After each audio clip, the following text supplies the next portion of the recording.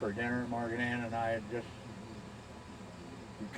became kind of serious, and her mother invited me for dinner.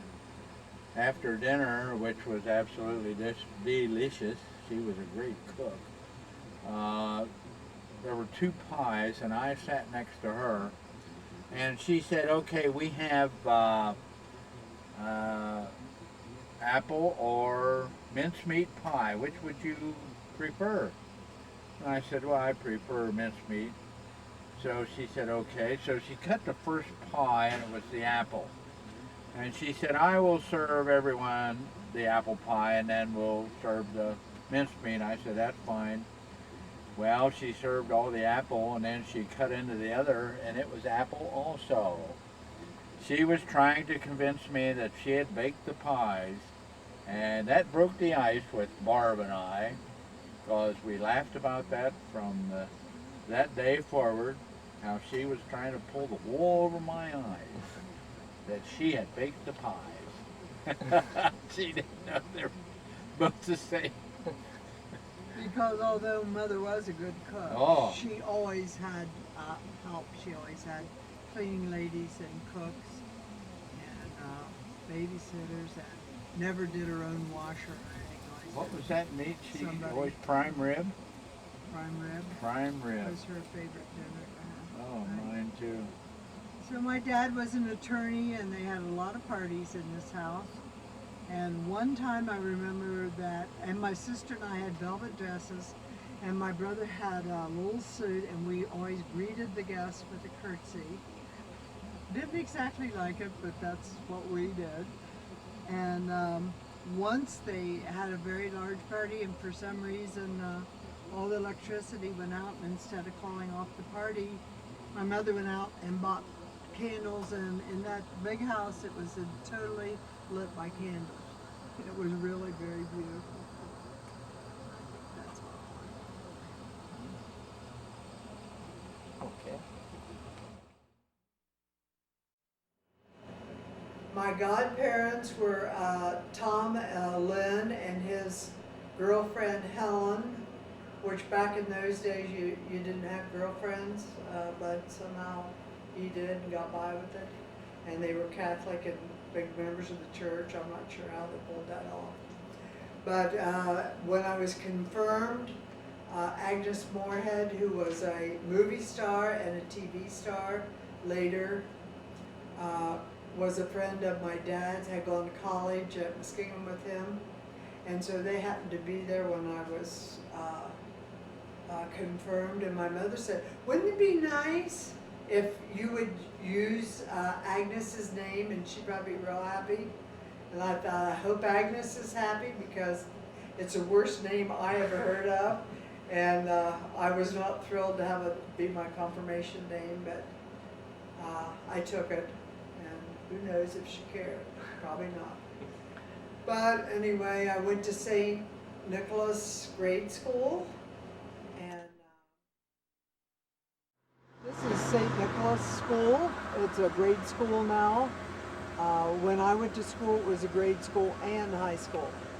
I went here kindergarten through senior year, and so I started in 1937 and graduated in 1950. I had 23 in my graduating class, and one of our children, I remember, had more like 200 and some. What did you have? Come on, no? No. I don't remember, but I know it was a lot more than 26. Father Bender was the pastor the whole time that I was in school. It was run entirely by the nuns. And I remember he told my mother that I was a model student, but then he could lie a lot. And there was a really popular person that went to school here as a friend of one of your boys, I think. Went to school back here in the 60s and 70s. Would his name have been Mark Musselman? I believe it was, yeah. Yes, it was. All right. Wow. right, we want that documented. Okay.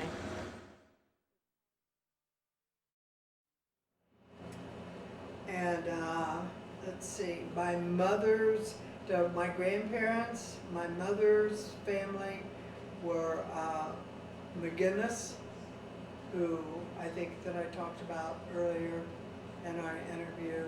He was an attorney and a community leader, and they had 10 children.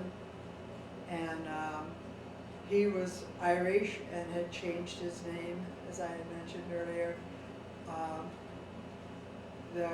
She was, our great-grandmother was Irish too. Her name was Claire.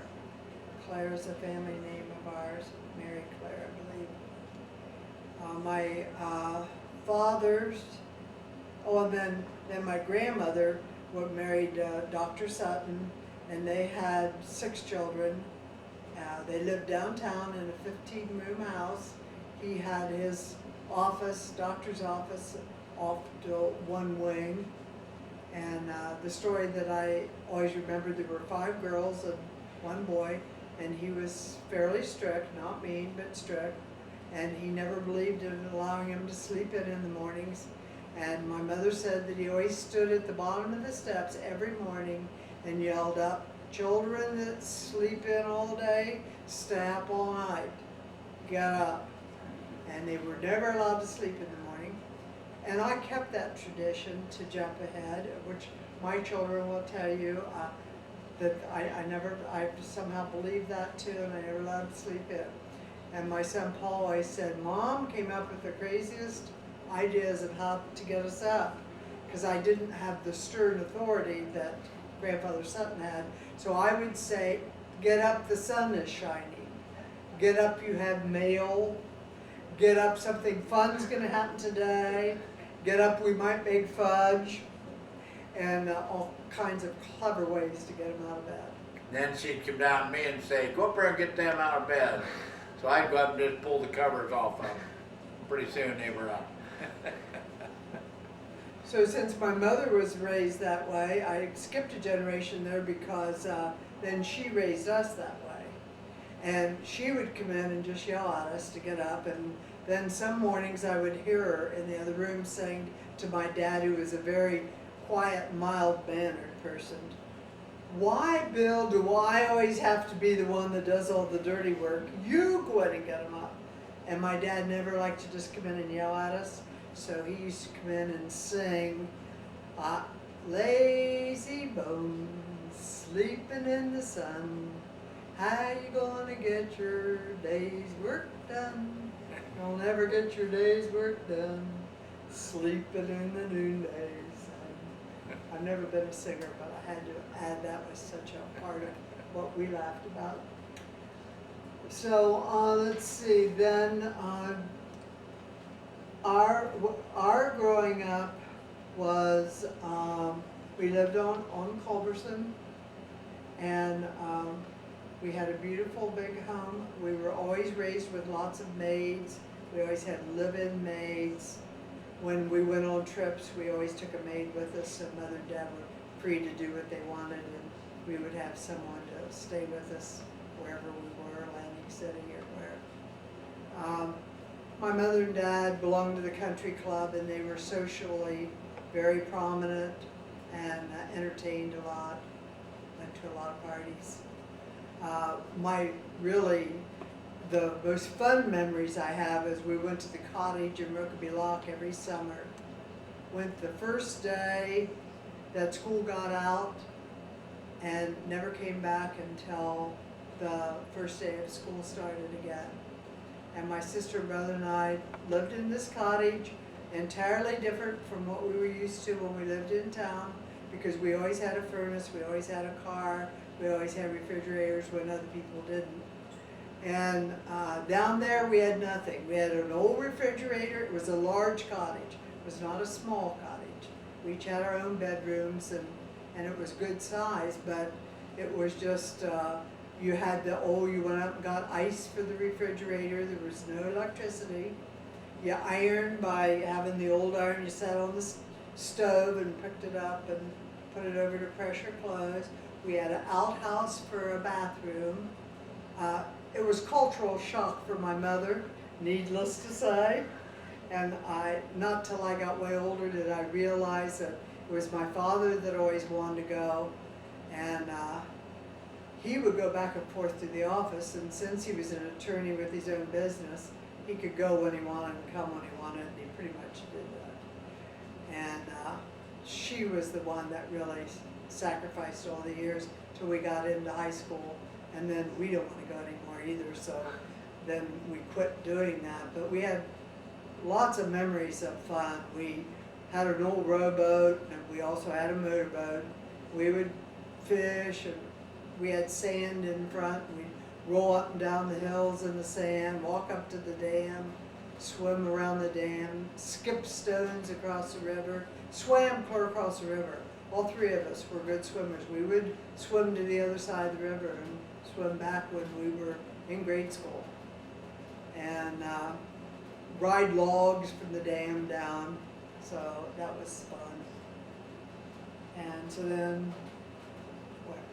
Sibling personality. Oh, well, Ursula was the oldest, and she had a very dominant personality, both dominant over Willie and me, although, and she made her own rules.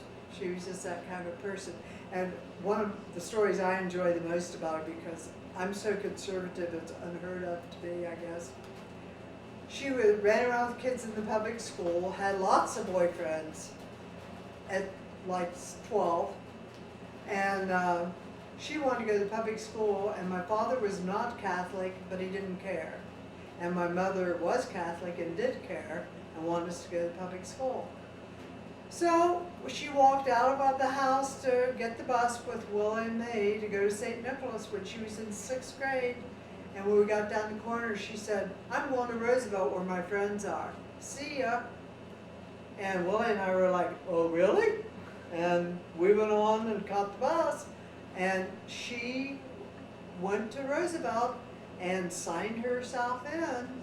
And not only that, without parent permission or anything, because that's where her friends were, and she was a headstrong young person. And she skipped a grade because her friends were all in the 7th grade.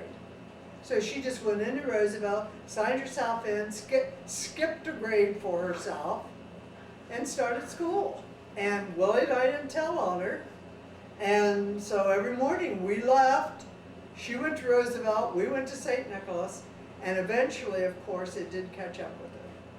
What, report card time or something. But I was amazed, and as I saw my children growing up, I looked at them when they were 12 and thought, at this age, my sister switched schools without telling anyone, skipped a grade herself. I couldn't believe it. Was even more astounding to me then than it was when she did it. But the Catholic schools were that much ahead of public schools because they were private and they were small. But when the school discovered what she did, they tested her and said, "Okay, yeah, I'd say you're in the right grade." And she pulled it off. That's probably the story of Ursula. She was headstrong, smart, did what she wanted to do pretty much. Later had married Rudy Antonetts from New York, a coach, and had 10 boys and 1 girl right in the middle of that family. And my brother put himself through law school and college and law school, and became a very prominent General Motors attorney in Michigan, and was a lawyer on the 14th floor, which is where the executive bathroom was, and was right up there at the top. He was very much a self-made man and was very successful. And You want to talk about your household? Was it a happy household? oh yeah, I think I already did actually. When we lived in the city, it was largely maids, and like that was a kind of privileged life. I don't know that it was so much fun. What did you enjoy doing? Oh, that was just my life, and I didn't think much about it one way or the other. None of my friends going to school had maids or cars. I always got to have the car, and my dad we had one family car, which was more than most people had, and he was very generous with it. He would let anyone, Ursula, Willie, or me use it, but he made sure it never had any gas in it. We always, and at that time, my friends knew if when I got the car, we had to each put a nickel in, and we would put in 15 cents worth of gas, and that would last us all night, and we would give it back to him empty like he gave it to us. But the real fun of our life were the years at the cottage. That's because Mother and Dad were always there, and we didn't have maids and stuff. I thought we'd sit around the fireplace. It's more fun. Childhood interests, highlights, holidays, get together.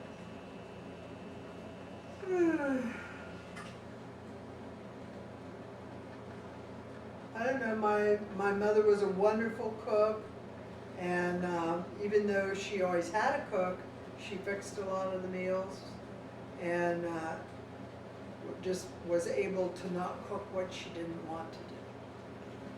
But I don't know, I guess we had what I would be normal for a small family, which was never fun like Tom's family and anyone I knew that had a big family.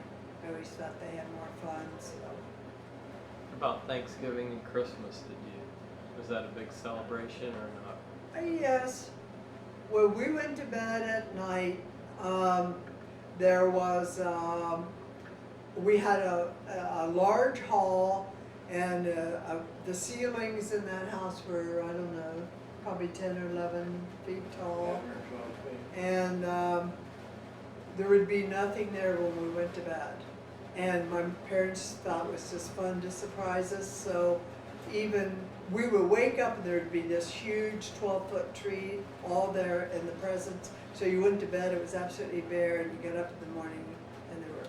The only thing that was a shadow in our childhood is my parents were very social, did a lot of parties, so they did a lot of alcohol drinking, and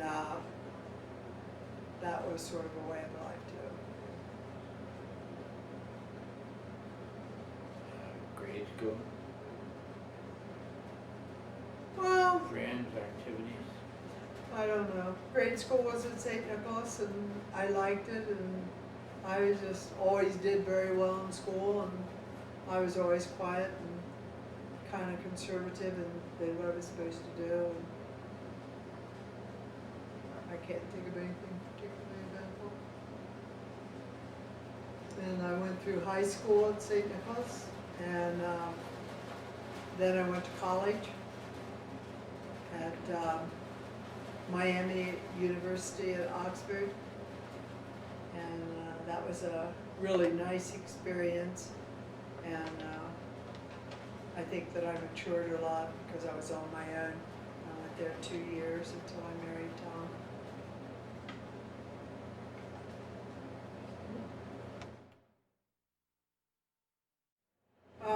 As far as the culture and what was going on when I was growing up,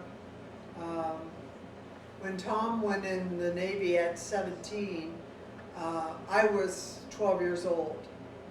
And the war didn't mean very much to me because my brother was too young to go, my father was too old, and I didn't have any relatives, any cousins or anyone that was close to me that was involved in the war.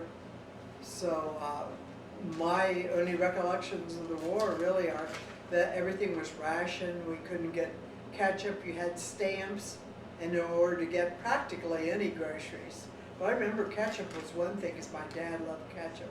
And you had to have this stamp in order to get it, and stamps to get gasoline, and everything was rationed. But you know, I was young enough, I didn't really care a whole lot. It didn't change my life a lot. Okay. Your children are so involved and interested in music. You kind of talked about your families already being musical? Was your family musical at all? Did you have music in your house? I'll go first on that one because mine will be shorter. My family were not that musical. Where I did have music in my family is my dad's oldest brother, Jim, was very musical. He taught music. He was a school teacher that taught music, and he was in John Philip Sousa's band when he was in the service in World War I. So that was quite an honor. And but as far as my mother, my father, or any of the three of us children, and I actually am tone deaf and can't really, if I sing a note on tune, it was an accident.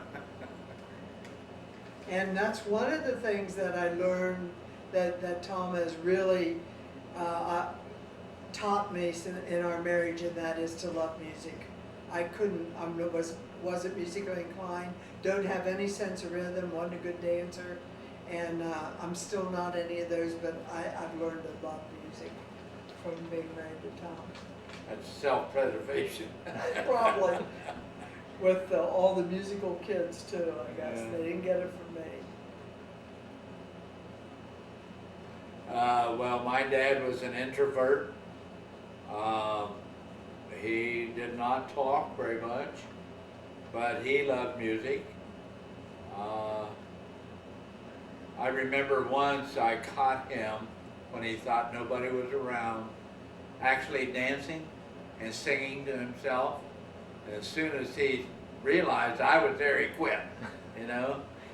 And I said, well, keep on, Dad. And he kind of grunted, and that was it. But I don't know, everybody and all of our family loved music. And there was music in our house all the time. And it was really great. So I suppose that's why I love music so much. That's why it irritates me so much when I have to listen to this rap and that stuff. I guess I don't That's not music, consider though. that music. That's not music. I don't think it is.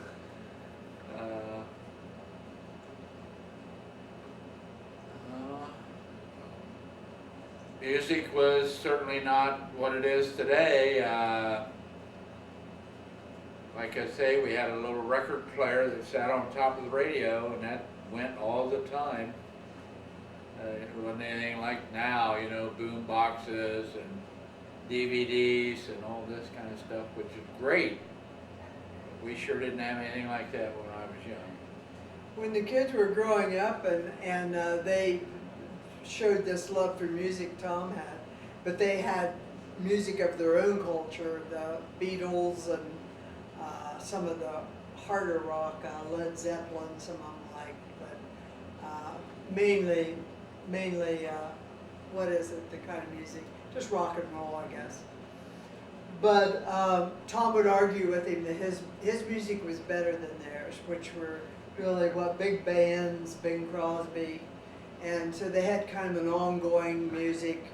They certainly had an ongoing argument when the boys wanted to style their hair like the Beatles, and of course it was only up to the bottom of their ears, but that was so much longer than the style had ever been that Tom would just have a fit about him and make a terrible deal out of it, and would let him wear it about 2 days that long and then get the clippers, because he always cut the boys' hair, and he would crew cut it or cut it, I don't know what they call it now, but that's what we call it, with a buzz.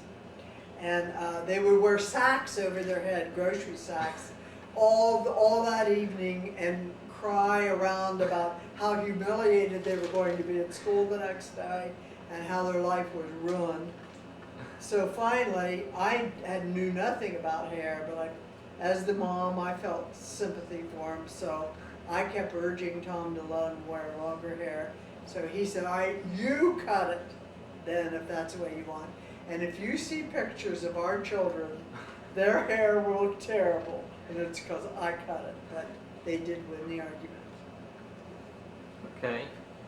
Well, you went into the Navy and she went to college, so when and where did you first meet?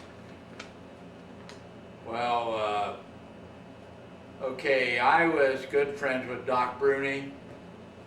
She was good friends with Mickey Wardian, and they dated. So they were always on our case to get together. Bruni would say, "Oh, you'll like her, you know, you oughta, you know." And Mickey was doing the same thing to Margaret Ann. So it was New Year's Eve, and we had postponed for a long time. It was a New Year's Eve, and finally I said, okay, I'll go to the party. Well, she pretty much felt the same way, I think. I mean, I knew who she was, but I had no desire to have a date with her.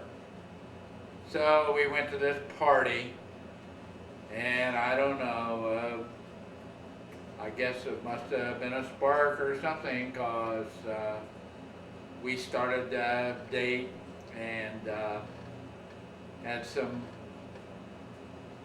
well, it was not a real smooth courtship. We'd date for a while, and then she'd go back to college, and then she'd come back, and we'd date some more, and then I'd get tired, and I'd want to go out with the boys. That went on for, I don't know, 2 or 3 years, I suppose, till we decided, hey, we better get married, you know. I was getting old, she's getting old. I was 21. So we decided, yeah, let's go ahead and get married, so we did. So what about each It's a little other? more romantic than that. What about each other attracted you? What did you like about her? Well, she was not only physically beautiful, but there was something inside that was really attractive. I mean, I don't know. She was beautiful inside. I don't know how else to put it. And that really attracted me. After I smartened up, that after I had what? When I finally decided, hey, we better get married, that was one of the reasons. He liked to go to the ball games, and they had a whole crowd of their friends, and they did a lot of stuff, and I think he was reluctant to give up the fun. What was it yeah, about him that you liked? Well, what I always was the most attractive about Tom is because he was such an easygoing kind of a guy. And he always smiled all the time, and he always seemed happy and laughed, and I was always more serious. And that was a great attraction to me. And Bruni, Dr. Bruni, now he always laughed because I used to double with a lot of different guys with him before I went out with Tom. And I don't know, I just never really liked any of them. So he had a big Lincoln, and I would put whoever my date was over on one end of the Lincoln, the back seat of the Lincoln, and I sat as far over on the other side as I could. And I did that with every guy I went with, so Bruni was real used to that, you know, and he was like, well, that's the way Margaret Ann is. And so with Tom, our first date was New Year's, so you know you have to go for the New Year's kiss, right, under the mistletoe. That was a big thing in our day. If you got caught under the mistletoe, you always had to kiss. And you know, I found out I liked it. And Bruni said, what goes with her? So I guess I found that physically and everything about him, we shared the same values. I think that was a lot. Not the same personality, but we shared the same values and what we thought was important. And those were the traits that made you want to spend your life together then. Right. What would you do on a typical date? A day or night out? What did you enjoy doing? A lot of movies.